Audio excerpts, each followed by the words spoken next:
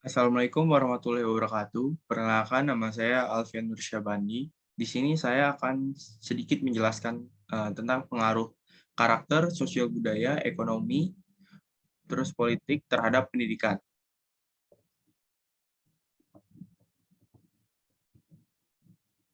Nah, aspek yang mempengaruhi pendidikan ini yang pertama ada pendidikan karakter, yang kedua ada peradaban, yang ketiga ada sosial budaya, yang keempat ada ekonomi, yang kelima ada politik. Nah, yang pertama ini ada pendidikan karakter.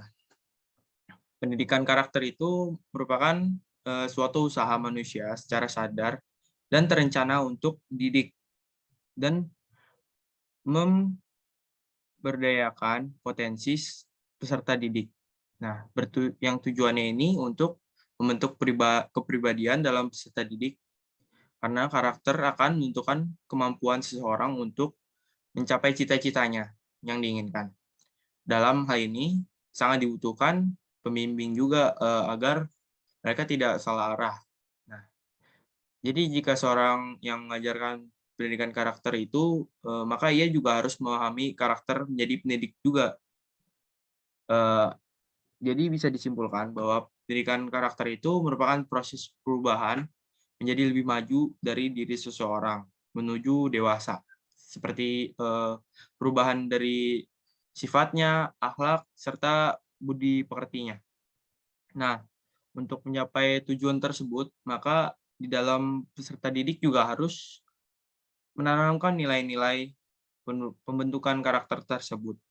Yang pertama itu ada nilai kejujuran, terus ada nilai sikap toleransi, yang ketiga ada disiplin, yang keempat ada pekerja keras, terus ada kreatif, eee, selanjutnya ada kemandirian, terus, rasa tanggung jawab dan rasa ingin tahu.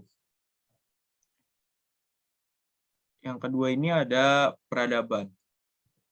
Nah, pada saat ini nilai moral di kehidupan masyarakat kualitasnya sangat menurun, berpengaruh terhadap nilai sikap peserta didik yang disebabkan oleh beberapa faktor. Nah, salah satunya ini adalah penggunaan dari gadget, karena mereka sangat mudah terpengaruh dalam tren yang ada di media sosial, dari yang baik hingga yang buruknya. Karena sebagian besar apa yang dilihat pasti akan mereka contohkan.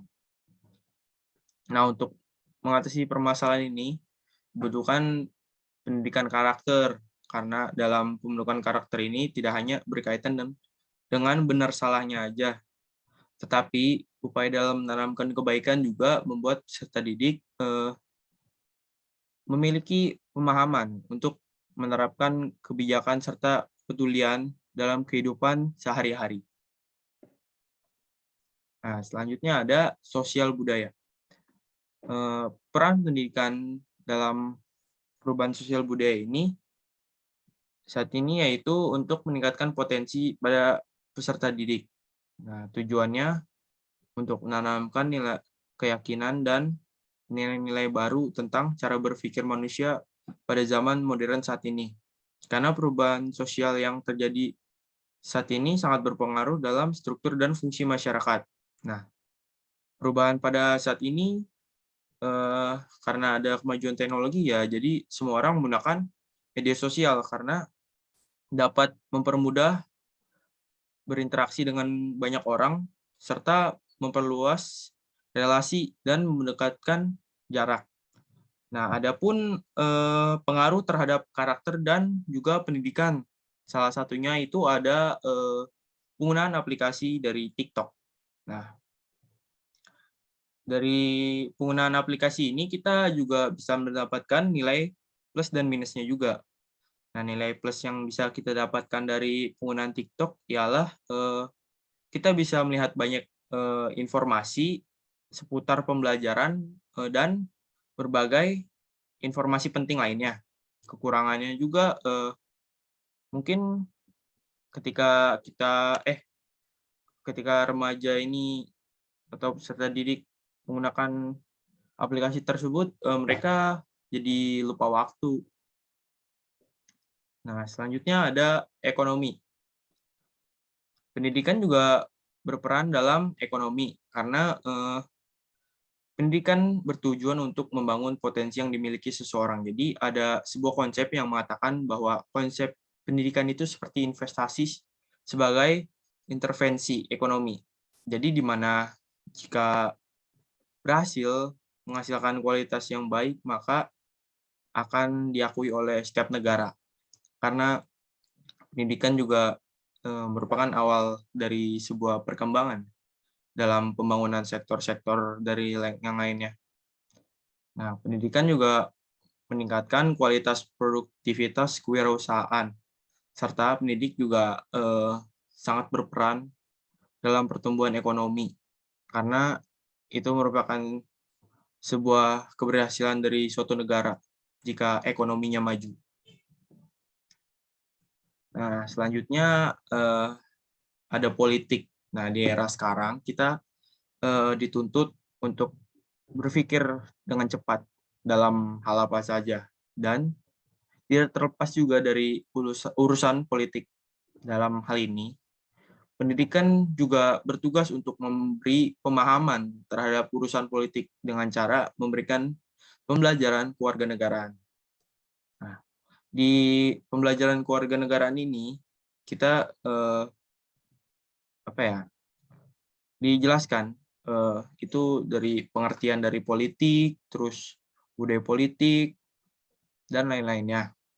Selain itu juga tujuan mempelajari politik ini agar nantinya ketika kita mengikuti sebuah pemilu, kita tidak mudah terprovokasi dengan kebijakan yang tidak tidak pro dengan rakyat atau kebijakan yang tidak mementingkan rakyat, karena pemilu ini kan harus adil gitu. Nah, yang menentukan juga itu berhasil atau tidaknya itu adalah rakyat. Next, di sini ada pemikiran tokoh pendidikan yang dapat memajukan kualitas pendidikan. Nah, di sini saya mengambil dua tokoh, yaitu ada Ki Hajar Dewantara dan Muhammad Syafi'i. Nah, yang pertama ini Ki Hajar Dewantara, beliau merupakan tokoh pendidik yang memiliki konsep yang didasari dari kemerdekaan. Berarti memiliki arti kebebasan. Hal yang paling utama menurut beliau dalam mendidik adalah adanya pemahaman yang sama, sehingga terciptalah humanisasi. Nah, itu merupakan sebuah proses memanusiakan manusia, yaitu membuat manusia harus berbudaya dan berakal, sehingga diharapkan dapat membawa perubahan yang lebih baik. Nah, selanjutnya ini ada Merdeka Belajar yang pemikirannya sejalan dengan Ki Hajar Dewantara, yaitu memberikan kebebasan dalam berpikir serta belajar kepada peserta didik.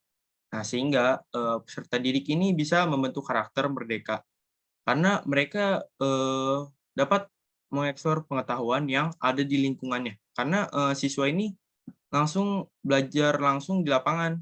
Hal ini juga dapat membentuk sikap dari kepedulian terhadap lingkungan di sekitarnya. Nah, selanjutnya ini ada Muhammad Syafi'i. Nah, pemikiran Muhammad Syafi'i juga sampai sekarang masih up to date, yaitu melaksanakan pembelajaran sesuai dengan minat dan bakat siswa yang dituangkan oleh beliau dengan mendirikan INS Kayu Tanam dengan tujuan membuat potensi dari masing-masing siswa akan lebih terrealisasikan. Contohnya ini dalam penggunaan Merdeka Belajar tadi. Ya, namun hal ini juga meskipun kita dibebaskan, tetapi kita juga harus masih dibutuhkan pengawasan agar tidak terjerumus terhadap suatu hal yang tidak diinginkan. Sekian dari saya, kurang lebihnya mohon maaf. Wassalamualaikum warahmatullahi wabarakatuh.